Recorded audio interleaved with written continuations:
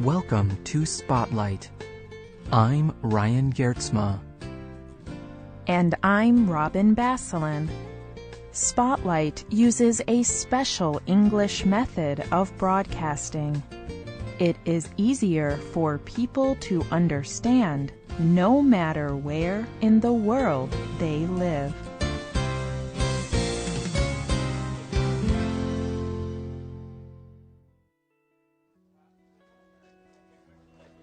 Marina Cantacuzino is a news writer. In 2003, she started a project that changed her life. For many months, Marina worked with an artist named Brian Moody. Together, they met with individuals that had been affected by crime. Some of the people were victims of crimes. Other people were criminals. Brian took pictures of each person. Marina asked each person to tell their story.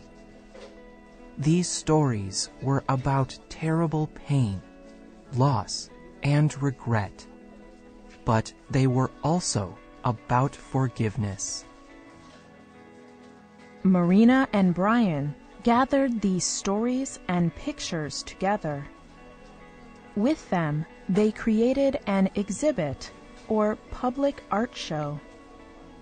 They called the exhibit the F Word. It used the words and images of the people to show that forgiveness is complex. This exhibit led Marina to start an organization called the Forgiveness Project. Today's spotlight is on the Forgiveness Project and the power of spreading forgiveness around the world. In 2004, the F Word exhibit opened in London, England. Many people came and saw it. Soon, other cities wanted to show the exhibit too. So the exhibit started traveling around the world. People in over 350 places saw the F Word show. Marina wrote about the two main ways people reacted to the exhibit. There are people who see forgiveness as a very honorable and humble way to react to terrible events. And then there are those who simply laugh at it.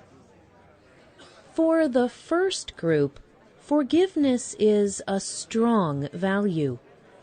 It is strong enough to end generations of trouble caused by revenge, when people choose to hurt those who hurt them.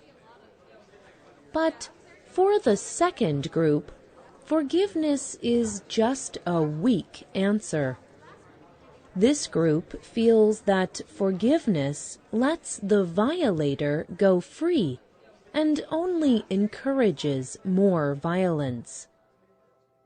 Marina learned a lot about forgiveness through her work on the exhibit. She discovered that forgiving is not easy for anyone. Talking about forgiveness causes strong emotions, both in people who choose to forgive and in people who do not forgive. Marina saw that forgiveness was a process that only worked if people freely chose it. She also recognized that it had the power to transform or completely change difficult situations. This power and the popularity of the exhibit caused Marina to start the Forgiveness Project.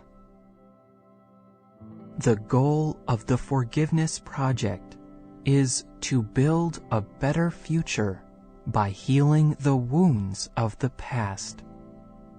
They do this by encouraging discussion and education about forgiveness. They also work to spread positive stories of forgiveness. One part of the project is its prison program. This program is designed to teach prisoners about forgiveness and help keep them from doing more crimes in the future. The Forgiveness Project also works in schools. It provides materials that help students explore ideas about forgiveness. It also teaches students about conflict resolution.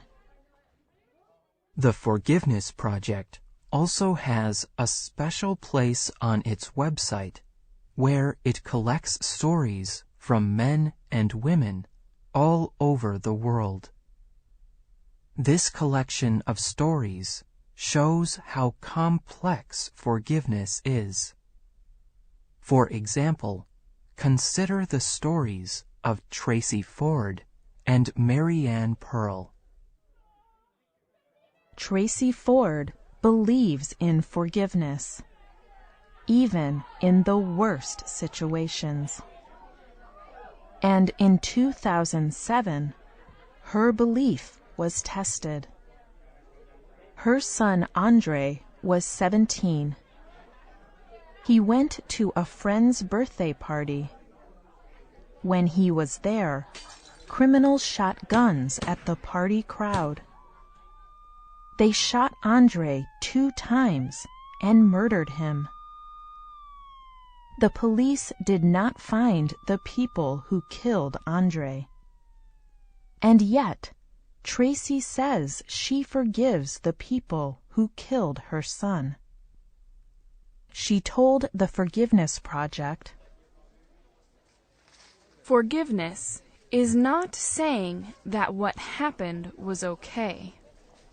It is being able to say in your heart that you accept what has happened, and you will not let it stop you living a life or seeing humanity in the person who has hurt you." But Marianne Pearl feels differently about forgiveness. Marianne lived in Pakistan with her husband. In 2002, her husband was murdered by a terrorist group. She told the Forgiveness Project that she could not forgive her husband's killer. But she also did not want revenge. She did not want to hurt him in return. Instead, she wanted the court system to provide justice. She describes her feelings on the Forgiveness Project website. Revenge is a basic human desire. It is the animal part of man. It gets us nowhere. But forgiveness lacks substance as an answer to extreme situations. You have to win some sort of victory over the people who have hurt you. You can only do that by denying the terrorists their goal. They try to kill everything in you. The only way to oppose them is by demonstrating the strength they think they have taken from you. That strength is to keep on living, to keep on valuing life. As Marianne's story demonstrates, it is difficult to talk about forgiveness without talking about justice. So the Forgiveness Project encourages people to seek restorative justice.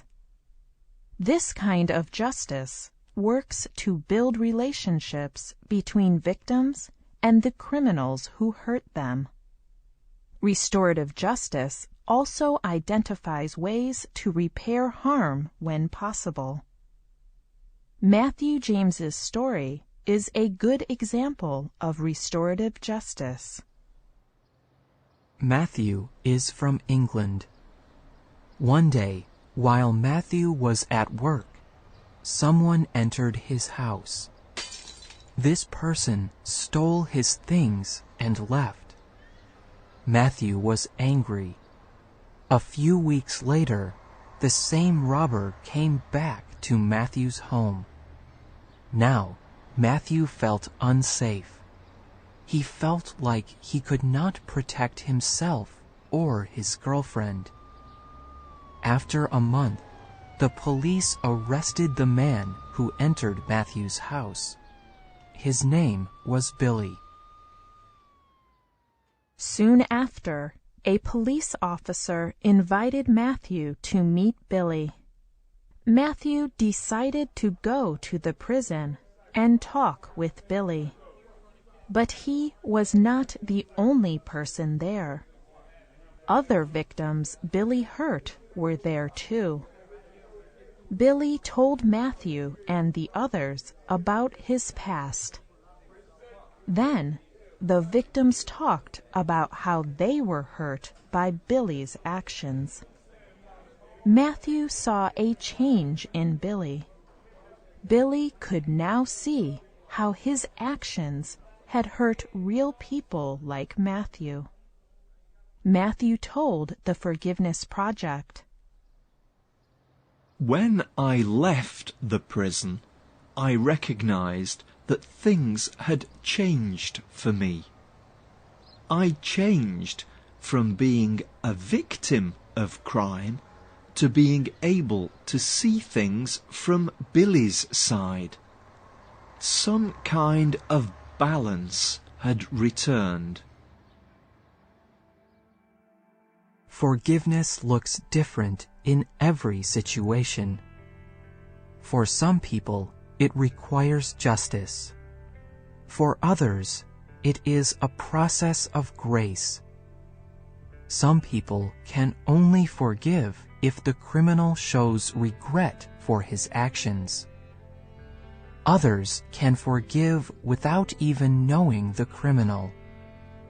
For some, it means every day deciding to forgive again. Even though people may experience and describe forgiveness differently, Marina Cantacuzino believes it always has power. She writes, "Forgiveness is difficult, costly, and painful, but it has the possible ability to completely change a person." The writer of this program was Courtney Scott. The producer was Ryan Geertsma.